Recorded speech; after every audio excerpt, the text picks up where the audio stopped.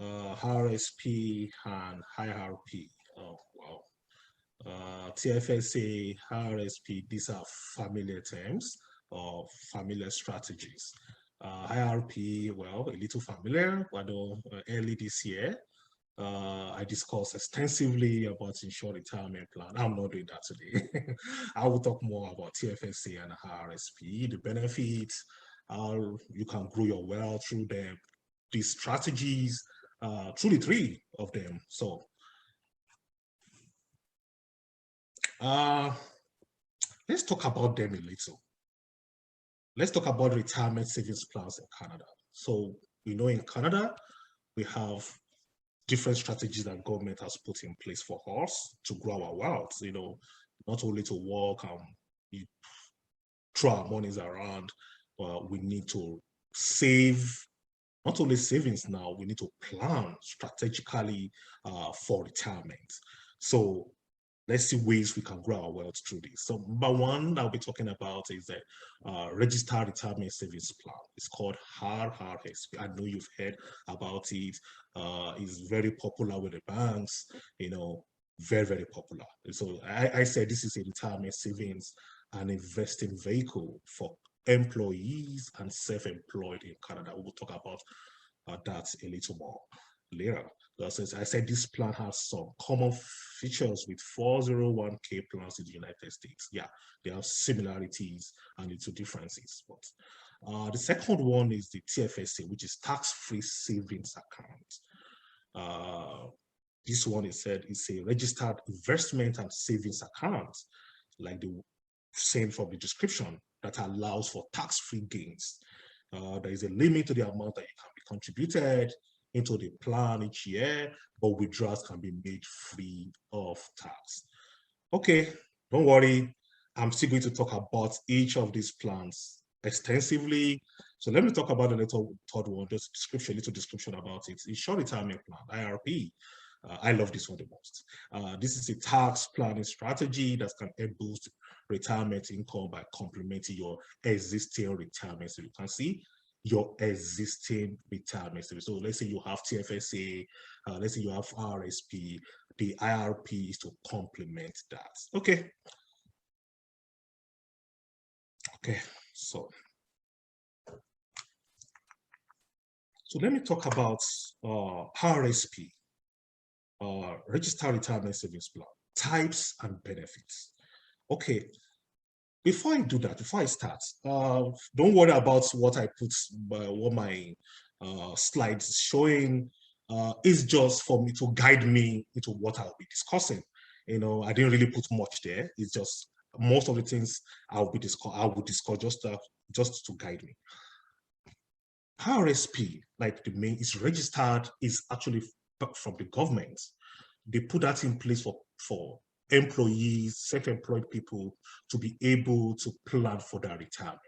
Good strategy. So for example, let's say you earn $100,000 in a year, and in a year you put $10,000 into RSP based on your limits, because they call it limits or deduction, your deduction limits or your contribution room, whichever it's called. Based on that limit, you shouldn't exceed your limit. But let's say your limit is more than $10,000, and you put $10,000 into RSP. You're going to have a tax gain for that year, a tax benefit.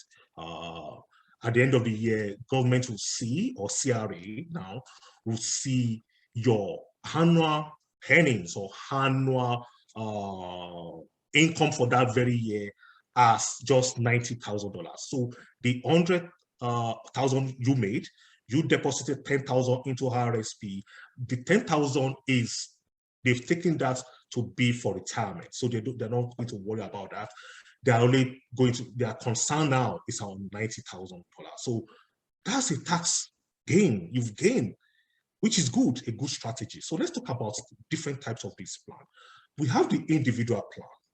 Like yourself, you will be the contributor and you will be the account holder. So for example, let's say myself now, I made some contributions to RSP. As an individual, I'm the contributor, I'm the account holder. Good plan, good strategy. Remember, when you are making that deposit, or when you are making that plan or contribution into it, that very year you have some tax gains. But remember again, when you are going to take it out, the expectation is that you can make contributions into that plan to age of retirement. It's even allowed to the age of 71. To the age of 71, yes, it's allowed. But most people, because retirement age like 65, 67, they can make that contribution to the time they are retired. Okay, so that's for individuals. So let's go to this spousal RRSP, because this is very good for individuals who are, let's say, one of the spouses have a very high income, like a doctor who earns a lot, or a lawyer who earns very much. It's always very good if you can make, so let's say the other spouse does not really earn that much, you can have a spousal RRSP. It's allowed by CRA. So how does this work? The way it works is that for the first 3 years, let's say you make contributions, the spouse, let's say the wife now is the account holder, or it's the RRSP is open with the account in the wife's name, but the husband is the contributor because he's the one earning much, or vice versa. The contribution, let's say you make contribution, in the next 3 years, you are not any withdrawals from that contribution, then we add to the contributors' income tax. For example, let's say I make contribution to my wife's RRSP plan, let's say $10,000. Then let's say I did that in January. Then January of next year, my wife goes into her account and she makes a withdrawal of $10,000. The $10,000, because it's still within 3 years, it will go on my income tax. So the next income tax I'm going to file with CRA, then they will add that $10,000. But let's say it's beyond 3 years. If it's beyond 3 years, then that goes on the wife's or on the spouse's income. Husband is the contributor, wife is the person that is gaining from that. So after 3 years, then it goes on the wife's income tax. No, but I always tell people, this is a strategy that is good, and it's actually for retirement. Number one, for spousal one, is good for the family because the husband will be benefiting from a lower marginal tax. How will I explain this? By the time, because all RRSP, you must withdraw everything you have in your RRSP plan. That's the rule of CRA before the age of 71. Let's say you are going to turn 71 this year. By December 31st, you must have everything that you have in RRSP must be withdrawn. By that time they are withdrawing, then it's good for the spouse because the husband would now, number one, is distributed evenly, depending on how it is set up. They may set up that wife maybe have 80% or the husband 20%, depending. Let's say it's evenly. The husband will be benefiting from a lower tax margin or lower marginal tax, which is good because a doctor has a very high marginal tax bracket. It's on a very high bracket of the tax. But based on this contribution that he has done to the spousal RRSP, then it goes to the lower. So when it's withdrawing, they will be using the wife's tax bracket to make that withdrawal. So it's always very good. So let me mention something again. For all RRSP, I'll still go to the group one. I mentioned something about the age of 71. Let's say if you don't take everything out or all what you contributed into the plan by the age of 71, December 31st of the year you turn 71, the only thing you can do is that you can turn into something called RRIF. It is called the Registered Retirement Income Fund. I will not, that's another subject, another topic entirely. Very, very complex. Not really complex, but I don't want to go into that. It's called RRIF, it's Registered Retirement Income Fund. It's a form of annuity, whereby that annuity, you have to make a plan with CRA or with, you have to make a plan of you making a withdrawal on a yearly basis or on a monthly basis. But that's another topic for another time. So let me go to the group RRSP. But have in mind, you can make contributions to RRSP. you have till the age of 71 to make or to contribute into RRSP for you to take everything out and use it for whatever you want to use it for, or you turn it into a form of annuity called RRIF, Register Retirement Income Fund. Okay, so let's talk about group RRSP. The group RRSP is a little different. It's not for individuals. It's for, because number one, the contract is for an employer. For example, an employer must be registered with CRA as an entity that can do group RRSP. Not all employees. So when you are joining a company and you are interested in a group RRSP, you need to make inquiries. You need to ask the employer, are you registered as an entity that can do group RRSP? If they can do that, then that's good. And mainly, even employers, they do it for employees with very high income. Not all employees. If you're earning 40,000, 60,000 a year, they will not even mind doing that. They will not do that for you. But for, let's say, the doctors, lawyers, people, executives that earn so much, over 200, 300 a year or 150 a year, then they will probably do that for them. So the way it works is that they have an investment manager outside of the organization that manage that portfolio. So they have high-end, I've seen that work. I've seen that with some entities who have executives, or maybe they are or physicians or whatever, all those employees that earn so much, and so they register that for them. And it's optional.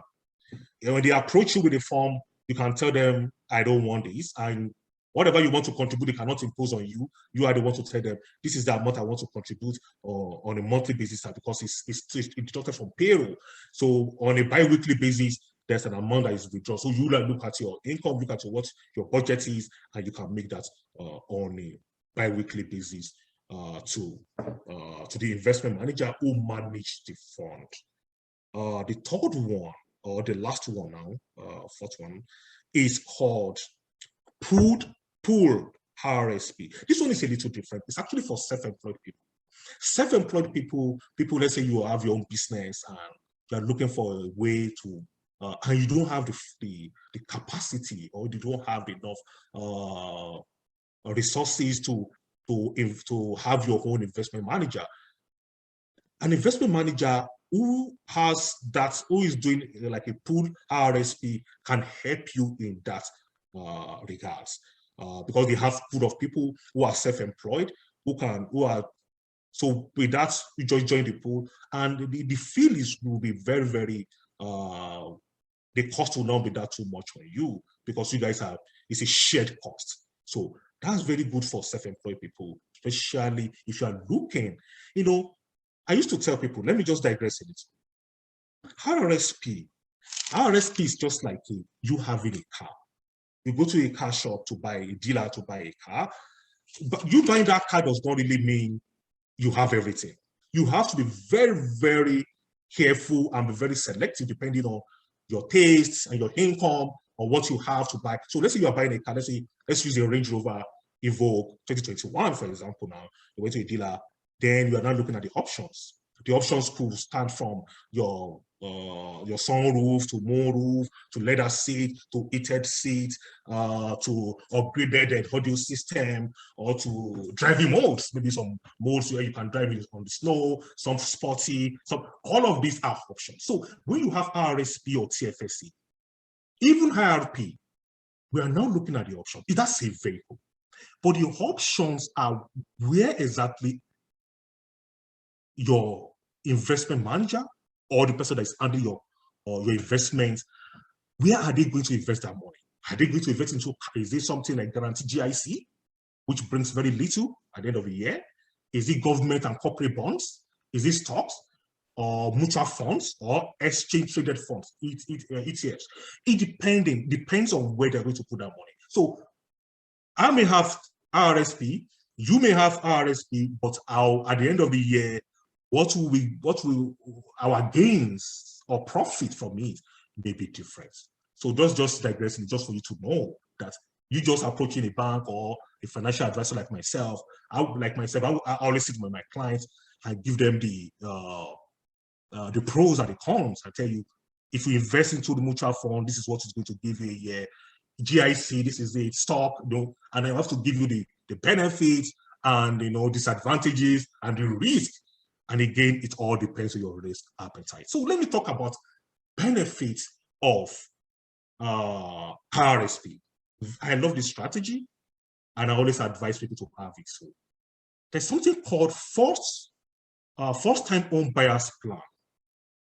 In CRA, they call it HBP. What this means is that for someone who is new in Canada, maybe an immigrant, or maybe someone you're just buying your first home, you want to get a mortgage, you want to buy your first home in Canada, you can use your RSP amount or contribution that you've done over the years for that. You can use it, your RSP. What you just need to do is that there is a limit to that too. The limit is about $35,000. You cannot go beyond that limit. And again, they expect you to pay it back within 15 years. Don't worry. You don't need to do that calculation yourself.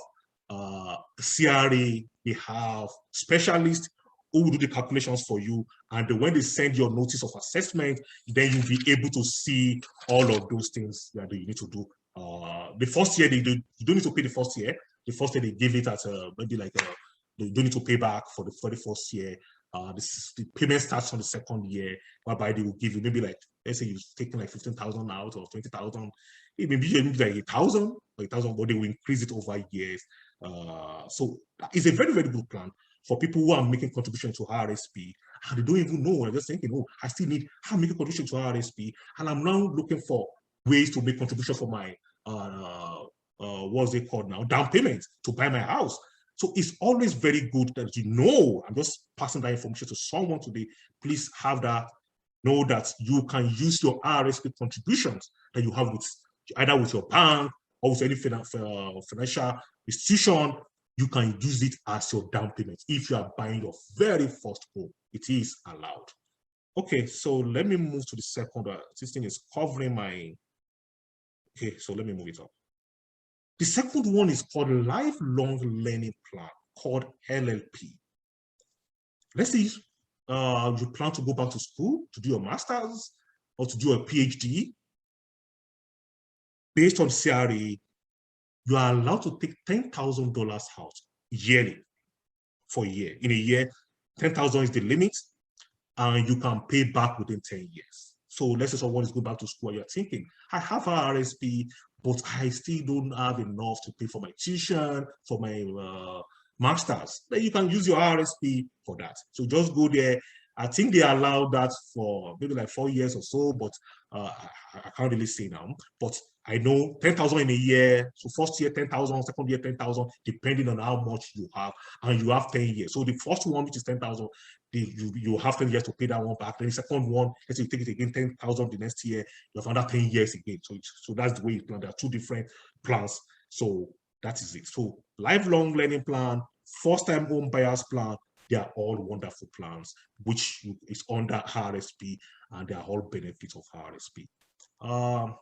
I hope I've not missed anything concerning RSP. Hopefully, if I miss, I'll come back to it to explain better. Okay, so let me move to TFSA. TFSA, tax-free savings account, good plan by the government, also registered. How does this plan work? This plan is a little different from RSP. Remember, RSP, when you are making your contribution, you have a tax gain for that year. It's like you've won a jackpot. Oh, good. That very year, you're not paying taxes on, so it's good. It's a very good feeling. But for TFSA, it's a little different.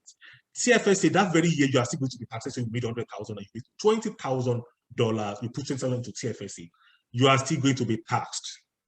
Oh, I know it doesn't sound, people don't really like that. Even me, I don't really like that.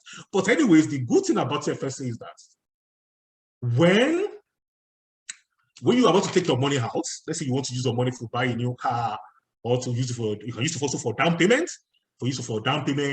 or anything you want to use your money, you're not restricted. Want to use your money for, at that point in time, both the interest and whatever you've gained from TFSA is not taxed. Remember, when you are taking RSP out, you'll be taxed depending on your tax brackets at that point in time, your marginal tax limit or brackets at that point in time. But this one is a little different. When you want to take your money out, you are not taxed, which is good. And TFSA again is a very good account because it's also a vehicle that you can invest it into, maybe mutual funds, into anything. Like I said, where I use the car to explain for the RSP, it's like you having a car, you can choose the option depending on your risk appetite. That's very, very important. If you're a very risk averse person, then you won't put your money where the risks are high.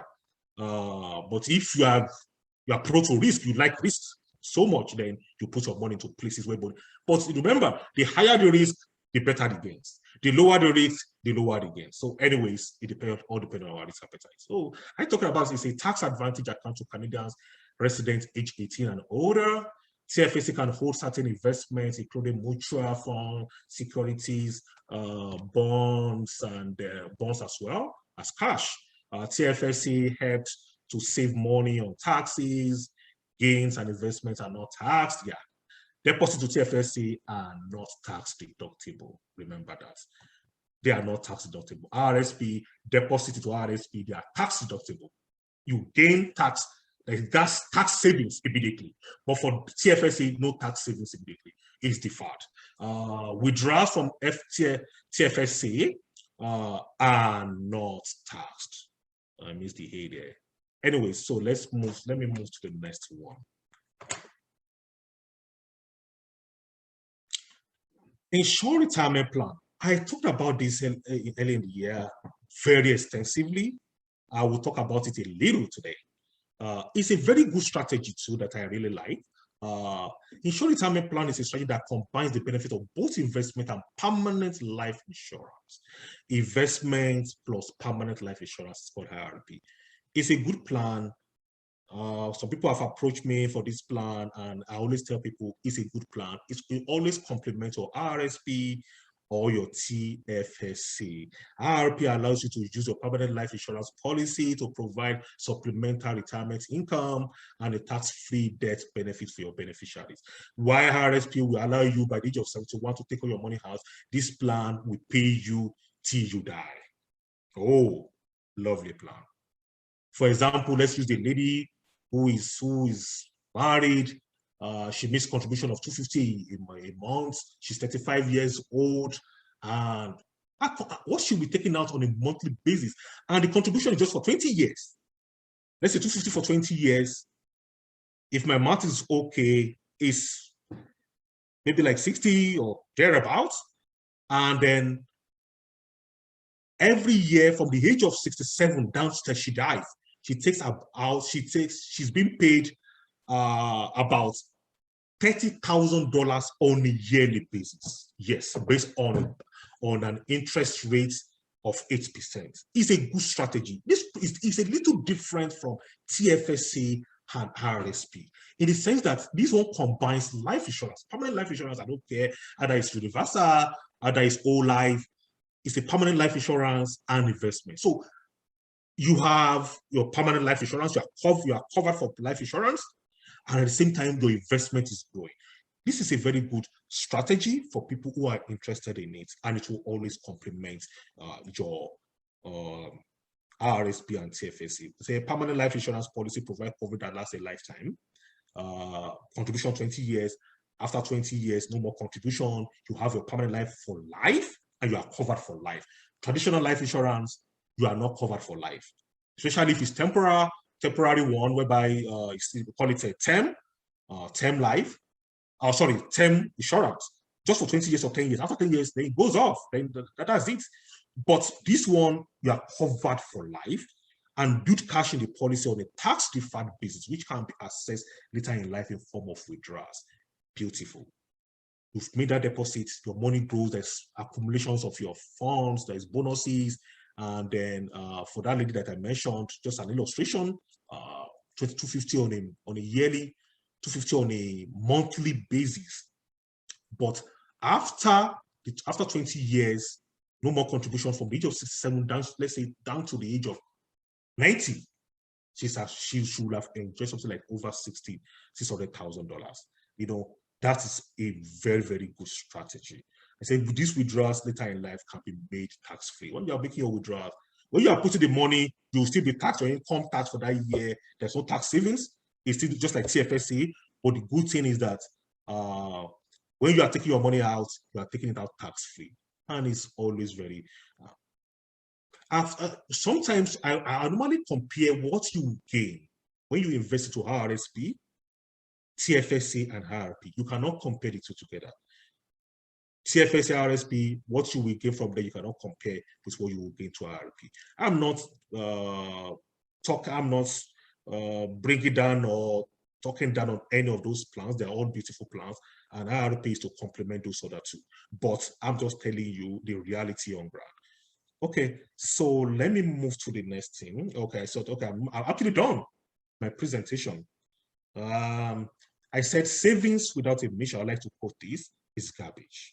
You know, when you put your money in the bank and you just put that money there and the money is not yielding anything, it's just, you don't know what the banks are doing with it. Let me just tell you what the banks do. I was in the bank for over 10 years. They invest with your money. The banks take the money. The work of the bank is the middleman. The bank takes your money. They look for where there is deficit and they put somebody's there who has an idea, who has a business idea, and who does not have the funds. You are working and you are putting your money there. You just the middleman who takes the money from excess into the deficit area, and they give to that one, to the man who does not have the money but has the idea. And after it's done, they give him on a tax rate.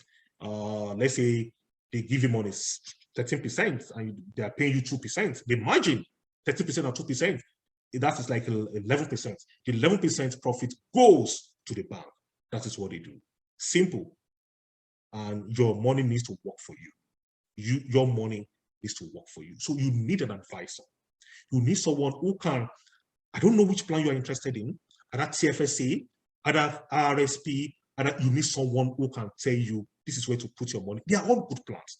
But like I mentioned, a car, someone can buy the same Range Rover Evoque 2021, and the options may be limited. No options, maybe no heated seats, which me I like so much.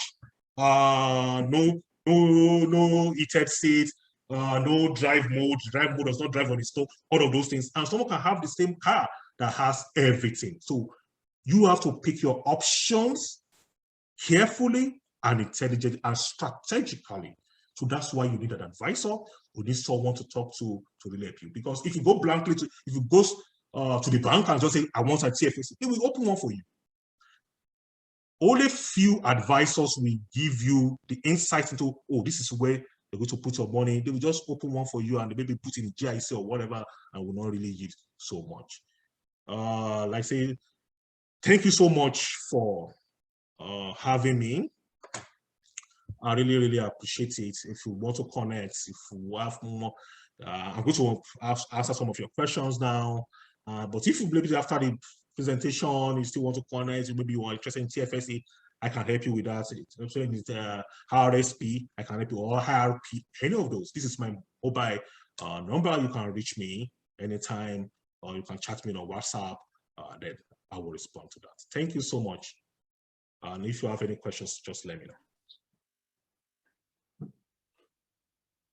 All right, thank you so much, Chris. That was really enlightening. Interesting enough, I have heard about RSPs and TFSAs, but this is the first time I'm hearing about IRP. So I'm going to read up a lot. I'm going to read up some more about that as well. So thank you. Yeah, I was invited. I think it was in the April. I'm not really sure again the date. JJ can speak to that. I made a presentation that talks a lot. I talk about IRP. It's on YouTube. Okay. You can watch that video. I talk extensively on that. Let me jump in. Okay. So we had invited him before. That was a former session, right? Last semester. So that's what he's talking about. That was last semester. I could help you guys get the link and post it or send it to you. Okay, thank you. All right. Thank you. Thank you so much, Jaja. So we're going into questions and answers. Okay, all right, perfect. Thank you. So we're going into Q&As, and I already see some in the chat. So feel free to post your questions in the chat. Feel free to turn on your video, unmute yourself, and ask the questions as well. It'll be nice to see additional faces too. But I think I'll just I'll start with Chris. I had a question about the spousal RRSP. Is there like a maximum contribution you can make? Because you kept on, one of the advantages of that is you can, like the spouse with a higher tax income bracket can take the advantage of a lower tax income bracket. So can you just move all your contributions completely, or do you have to do yours first before you move to DIAS? How does that work? Well, either you are doing it individually or you are doing the spousal one. It's all has to be based on your taxable, what will I say now? Based on your limits set by CRA. You can't go beyond that. The only advantage there is that you are going to a lower tax bracket. But you only take advantage of that after 3 years though, right? No, the 3 years I mentioned is because some clients, yes, after 3 years, well, technically, but why I mentioned 3 years is that some people just need that contribution, just believe, oh, I can just take the money out now. But remember, RRSP is for retirement.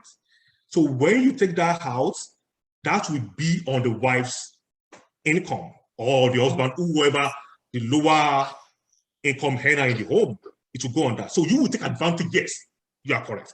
You can take advantage of that after the 3rd year. So you guys can go there if you think that maybe for that very year, you guys need some money and your wife's income is a little lower and that there won't be any penalty, then you can make that withdrawal.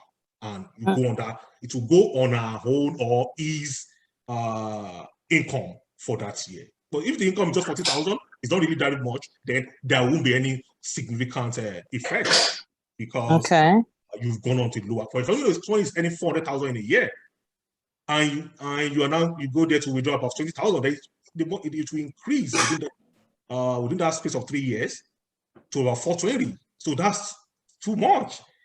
So let's say the husband let's say the wife is 40 on 400, and the wife is 40. Within 3 years, $20,000 to just make the wife's or any of the husband's income to be 60. Wife, the 20 added to the wife's make her own 420. Do you understand now? Makes her own for. No, okay. For example, let's say A is 4 income in a year is 400, and B is 40. So within 3 years, if they go there to withdraw $20,000 from their RRSP, then it will go on the 400. That's 420. But if it's beyond 3 years, then it will go on the 40. Will make it 60, which is still good. Yes, so that's the tax benefits. So as opposed to taxing 420,000, they are just taxing 60,000. So that means that a spouse. So, for example, I can just take advantage of dumping all of my excess savings into my spouse's RRSP without worrying about putting into my own at all. Yes. Okay, that's good. Yes. All right. Thank you. That answers my question. Does anybody have any questions before I go?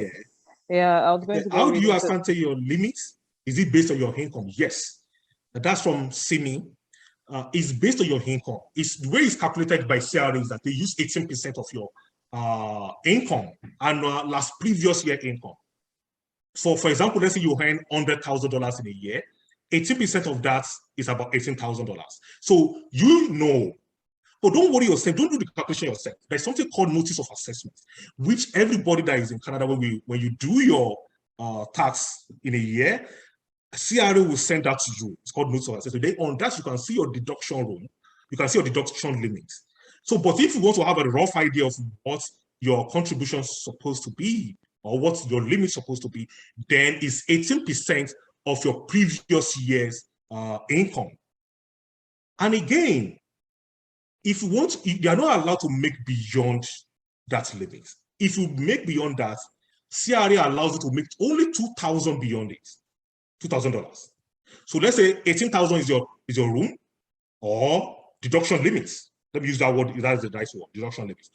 2,000, 18,000, then you can make a contribution up to $20,000. Anything beyond $20,000 to be subject to penalties. And what are the penalties? It will be taxed. CRA will tax that. So you don't want to do that. You don't want to get penalized for making beyond your deduction limits. Yeah, so I think I answered that. Any other question?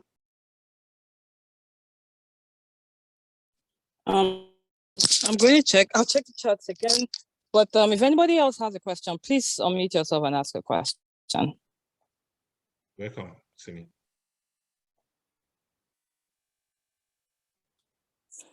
Okay.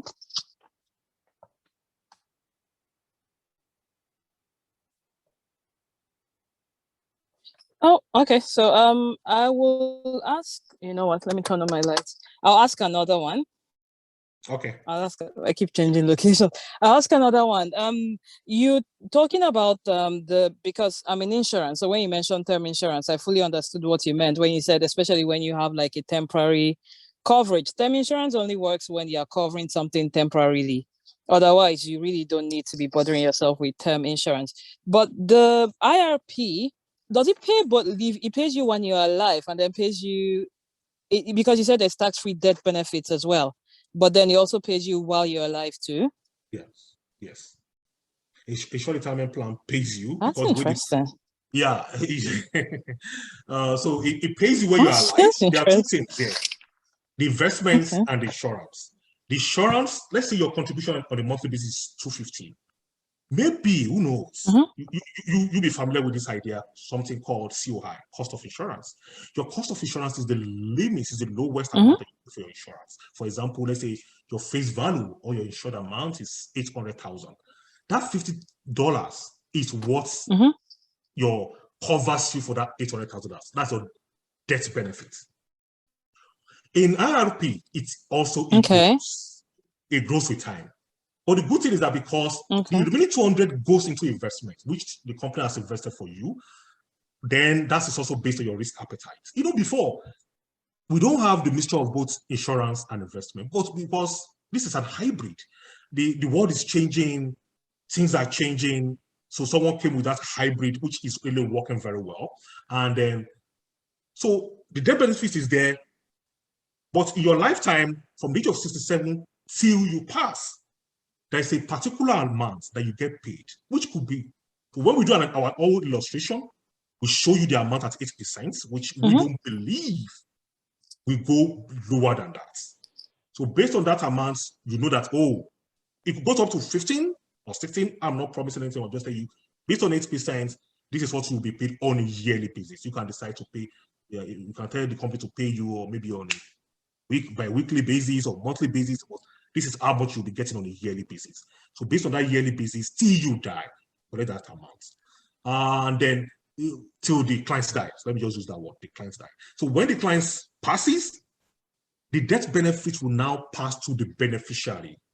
If there is a named beneficiary, which is always very good to name, if not to put to an estate, if there's a named beneficiary, to go tax-free to the named beneficiary. So it pays where you are. So people that, it's a very good strategy for people who want to leave wealth for their kids or grandchildren or wherever. Yeah, and they don't really have ways, or maybe they don't have a business that they can give them. So it's a very good strategy for them. And you can do for kids too. Yeah, some people do for their kids, maybe we can show of $100 a month. And when their kids are about to go to college, they just withdraw. For kids, you are allowed to withdraw 100% of whatever you have in your wallet or your fund value, take it out, pay for their tuition, put it in their account, let them use it in school. And when they have become of age, let's say they are 28, they finish school, you can also bequeath to them. You can just say, okay, I did this insurance for you, so take. They can now put their family under it. They don't need to do insurance for their life again. For the rest of their life, they have, it's lovely. But watch that video, please. Wow.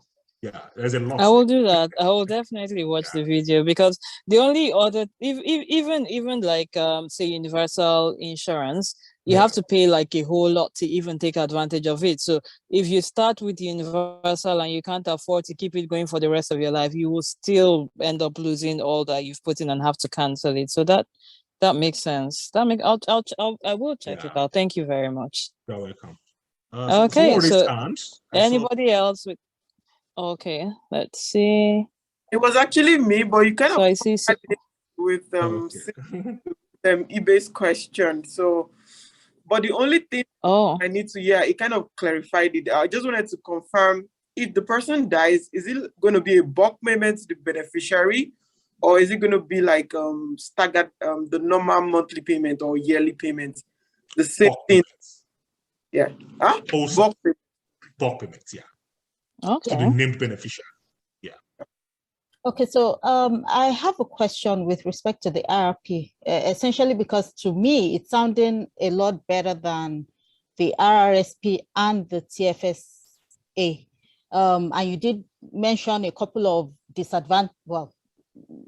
I would say disadvantages with respect to the RRSP and the TFSA. Are there any immediate, essentially because we haven't watched your lengthy presentation on the IRP yet, are there any disadvantages that come to mind right now with respect to the IRP? You did say that it's a good supplemental option to the TFSA and the RRSP. Yeah. So are there any immediate disadvantages, maybe like quick points to note with respect to the IRP? You know, I'm even thinking about it now. I can't even remember a single one. I cannot remember a single. Is it that, okay, let's say, well, depending on your risk appetite, is it probably where they invest the money? Maybe the money will go to zero. Something that was the whole economy must be done. For example, so let's say they put your money where you're thinking of a return rate of like 8% on a yearly basis.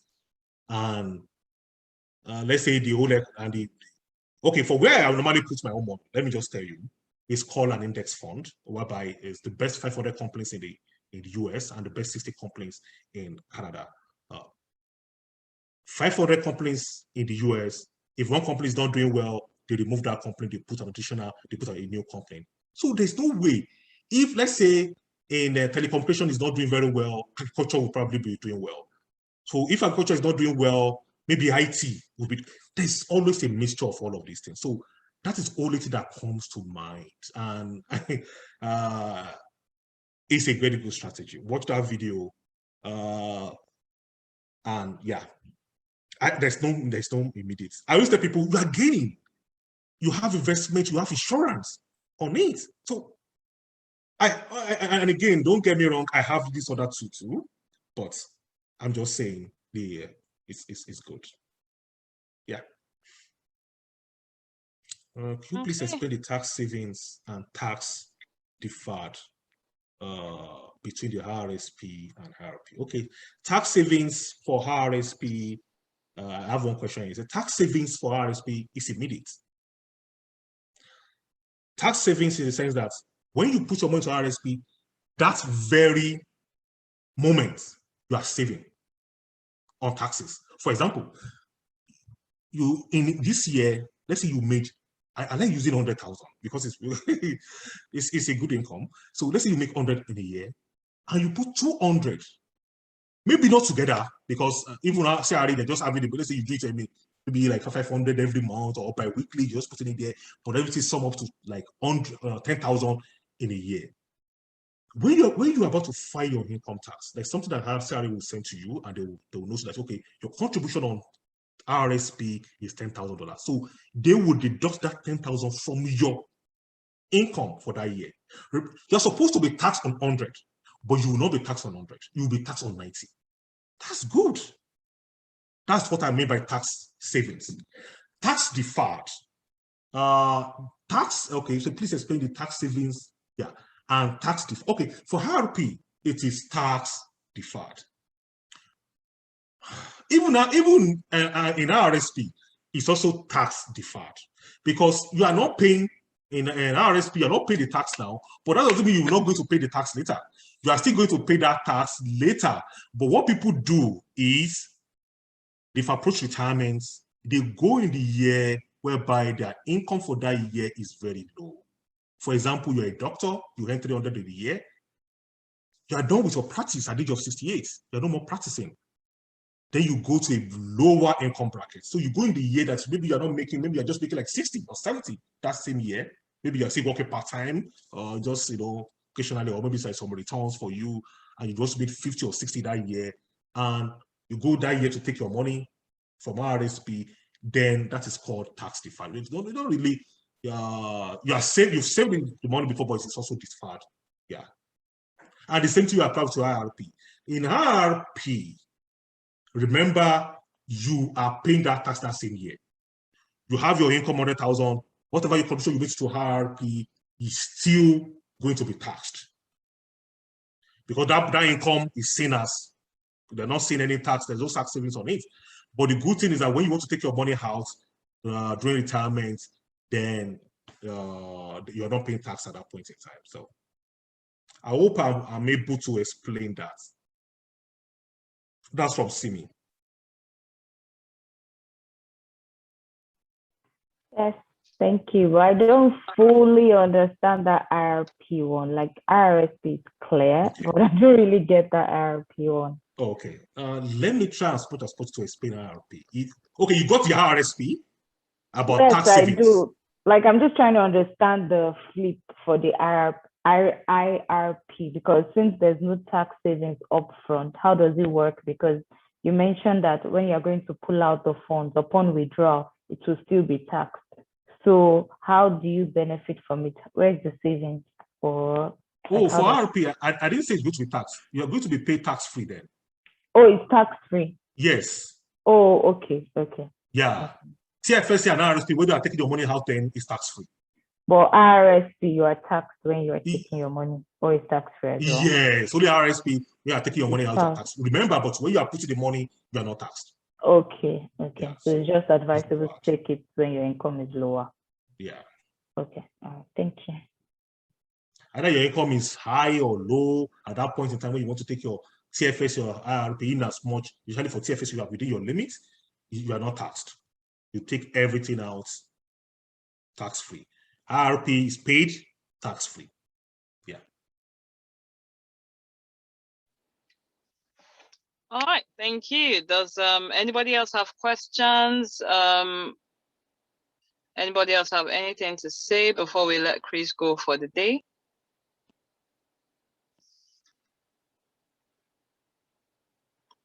I'll take 3 more seconds of silence. No more questions. I actually just want to personally thank Chris for showing up. Every time we call him, he always shows up, irrespective of whether I'm reaching out to him 1 day before or 5 days before. Or yeah, like he always shows up. So thank you so much for showing up again. We really appreciate it. And thank you for, clarifying things and just continuing to educate us and all that. I'm coming back though. Let me see if my money is earning. Am I in G48? Have you G200 companies? What did you call it? I mean, I did not remember that one. Well, talk to me about it. We can talk. Let me be sure that my money is making money. Like, it's actually your review will be very soon. I think December. So my money has to be making money, and that one has to be making money. I promise you, when you see it, you will laugh. Yeah. Okay. Okay, you guys will be so happy. Come and laugh on the group. Yes. So, and you can reach me if you need for me to help you in this area of investment. Anyone, let's talk. And I will help you. Will be so glad to help you with it. Yeah. Thank you for having me. And when you come in again, and I'll see you up. Thank you and bye for now. Thank you so much, Chris. Enjoy the rest of your day. And you too.